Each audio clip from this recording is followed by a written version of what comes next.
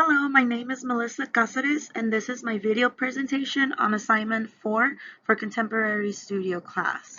Final assignment is about contemporary art movements. After doing some research on contemporary art movements, the one that mostly caught my attention was the faux naive movement.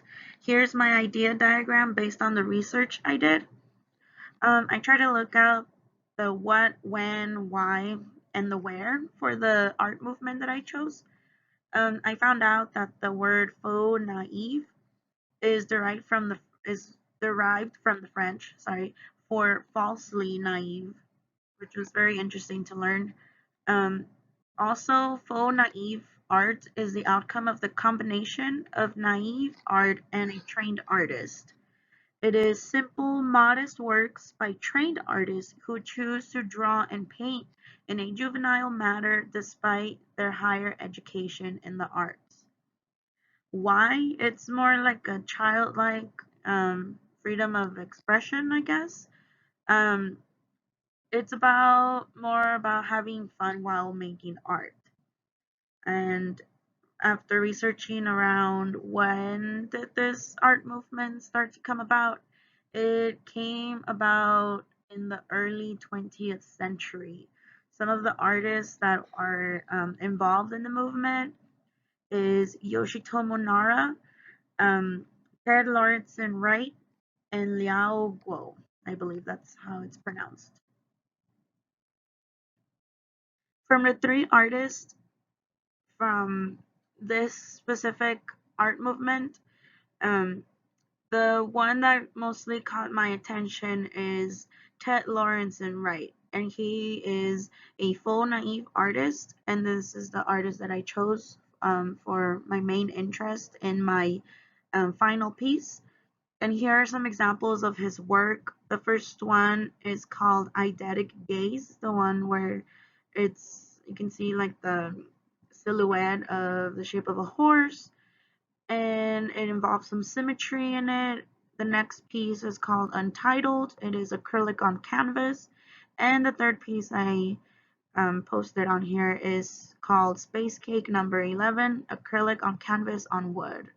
And I chose these three because they all caught my attention, and based on what I wanted to do on my final piece, I kind of wanted to do something reflecting these three things in one piece. So here it goes. Here's the first step of the process of my final piece. Since this movement is very expressive, it's very childlike. I kind of tried not to put too much attention into detail or like think about too much like on placement of things. So I kind of did struggle at first. It's out of my comfort zone, sorry. So I decided to just grab a paintbrush and grab some black gouache and just flow, do some line work on here, and that's the very first step of the process. Here's the second progress picture of my final image. Here I used some fine point Sharpie markers and just added some doodles onto the piece. And as you can see on the right hand side, I referenced Ted Lawrenson's Space Cake Number 11 piece. And then also with the black gouache, the line that I did was referencing his second piece that I had shown on the earlier slides.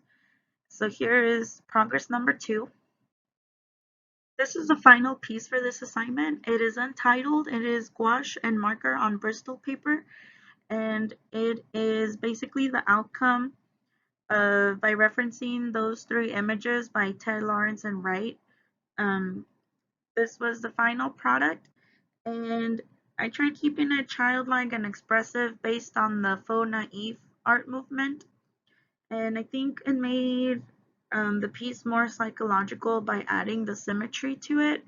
And on the following slides, I have two other explorations, I guess, of my final piece, which I'm not sure to include as like a series of works if I would like some feedback on that. But thank you so much for watching, and the other two slides are explorations. I'm not sure to add them yet or not. Thank you.